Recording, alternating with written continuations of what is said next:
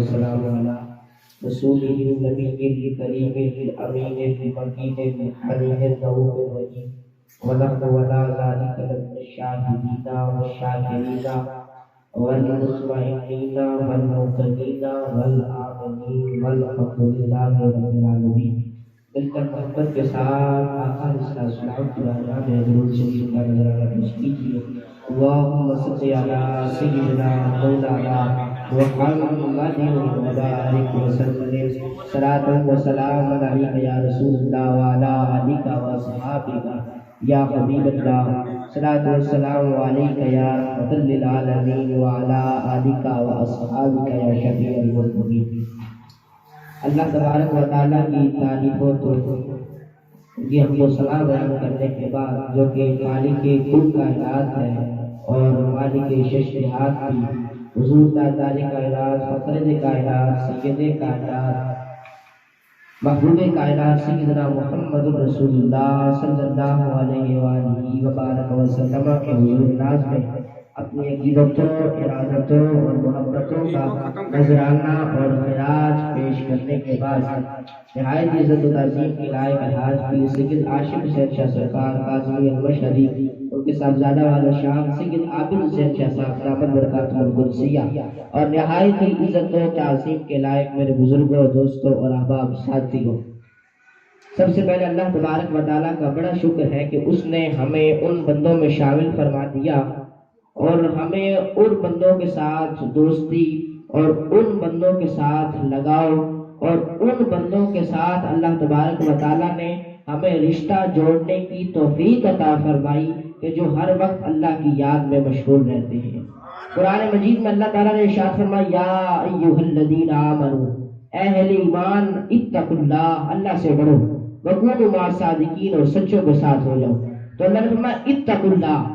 اللہ سے ڈرو. تو اب اللہ سے کیوں ڈرا جائے؟ اللہ کو ڈرنے کا حکم کیوں دیا گیا؟ اس کی وجہ کیا ہے؟ کیونکہ اللہ تبارک و تعالیٰ نے نماز بھی دے دی، روزہ بھی دے دیا، زکوٰۃ بھی دے دی، حج بھی دے دیا، سارے اعمال کو کھول کر کے ہمارے سامنے بیان کر دیا. جن چیزوں سے بچنا تھا، جن چیزوں سے رکنا تھا، جن چیزوں سے پہلو تہی کرنی تھی اور جن چیزوں سے اعراض کرنا تھا، ان کا اللہ تبارک و تعالیٰ نے منع بھی فرما دیا کہ یہ چیزیں کرنی ہے، یہ رستہ ہدایت کا ہے، یہ رستہ ہے اگر کرو گے تو اللہ تبارک و تعالیٰ کی بارگاہ میں پہنچ جاؤ گے، اور یہ رستہ جو ہے نافرمانی کا ہے، اگر یہاں چلے گئے تو شیطان کے راستے پر چلے جاؤ گے. تو ساری چیزیں اللہ نے بتا کر فرما دیا اتقوا اللہ، اللہ سے ڈرو. معنی یہ ہوا کہ ان سارے احکامات پر عمل تبھی ہو سکتا ہے، برائی سے تب بچا جا سکتا ہے، اچھائی کو تب اپنایا جا سکتا ہے جب اللہ سے ڈرا جائے،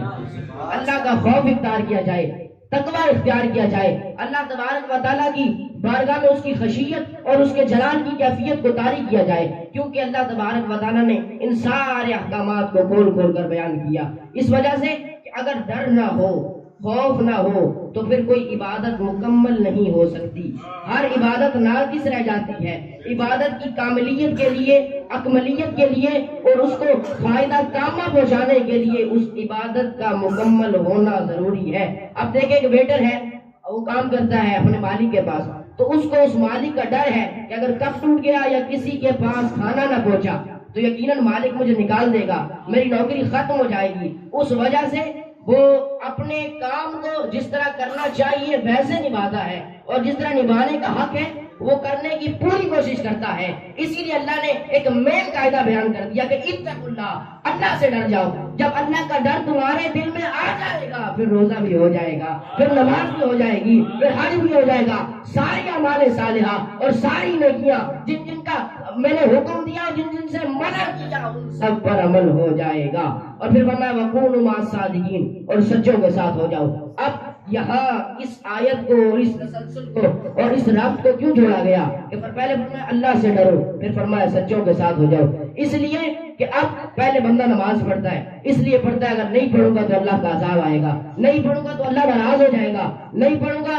تو اللہ تبارک و تعالیٰ اپنے جلال کا اظہار کر کے کہیں نہ کہیں سے میری معاشت یا معیشت میں مجھے تنگ کر دے گا، یا میری معاشت اور معیشت میں کمی کر دے گا. اس وجہ سے وہ نماز پڑھتا ہے. لیکن اب اللہ نے فرمایا کہ اتقوا اللہ، اللہ سے ڈر چکے، وَكُونُوا مَعَ الصَّادِقِينَ، اب سچوں کے ساتھ ہو جاؤ. اس لیے کہ پہلے وہ نماز پڑھتا تھا اللہ کے ڈر کی کی وجہ سے، اللہ کے خوف کی وجہ سے، اللہ کی خشیت کی وجہ سے اب وہ نماز پڑھے گا اللہ کی رضا کے لیے، اللہ والے اس کو ہاتھ پکڑ کر کے اس کو رضا کے منصب پر فائز فرما دیں گے۔ اب جب بھی وہ کوئی خیر کا عمل کرے گا صرف خدا کی رضا کے لیے کرے گا، اسی لیے فرمایا گیا وَكُونُوا مَعَ الصَّادِقِينَ۔ اور اب وہ منصب جب عطا ہو جائے گا رضا کا،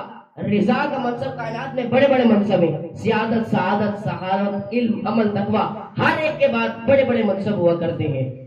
اور مختلف طرح کے درجات ہیں، لیکن سب سے بڑا رتبہ ہے محبت، کیونکہ عبادت ہو، سیاست ہو، امامت ہو، خلافت ہو، سب کا مطمع نظر اور نقطہ انتہا یہ ہے کہ خدا راضی ہو رہ جائے، اور جب مقام رضا مل جائے تو پھر مقام رضا پر اگلا درجہ مقام محبت ہے۔ تو جب آپ اللہ سے راضی ہو چکے، آپ اللہ تبارک و تعالیٰ کا قرب حاصل کر چکے، اب اللہ کے ولی اس منصب سے اٹھائیں گے اور بلند کر کے اللہ کی محبت کی بارگاہ میں بیٹھ دیں گے، اللہ تبارک و تعالیٰ سے محبت کا رشتہ جڑوا دیں گے، اللہ تبارک و تعالیٰ کی اس کیفیت کا اور اس اتباع کا منصب جڑوا دیں گے کہ پہلے آپ کی نماز، آپ کا روزہ، آپ کی عبادت اور آپ کا گناہوں سے بچنا ہوتا تھا رضا کے لیے، اب آپ کا گناہوں سے بچنا ہوگا محبت مصطفیٰ کے لیے، محبت خدا کے لیے، اور اسی وجہ سے آپ اپنی ساری زندگی کو کرتے چلے جائیں گے۔ اور پھر ڈرنے کا حکم کیوں دیا گیا، آخری واقعہ سنا کر کے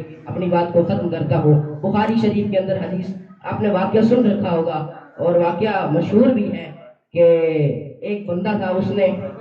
بہت سارے گناہ کیے اور گناہوں کی انبار لگا دیے، اور جب اس کی موت کا وقت آیا تو اس نے کہا کہ اب جب میں فوت ہو جاؤں تو پھر میرے جسم کے ٹکڑوں کو الگ الگ کر دینا، کاٹ دینا، میرے جسموں کو مختلف ٹکڑے کر دینا اور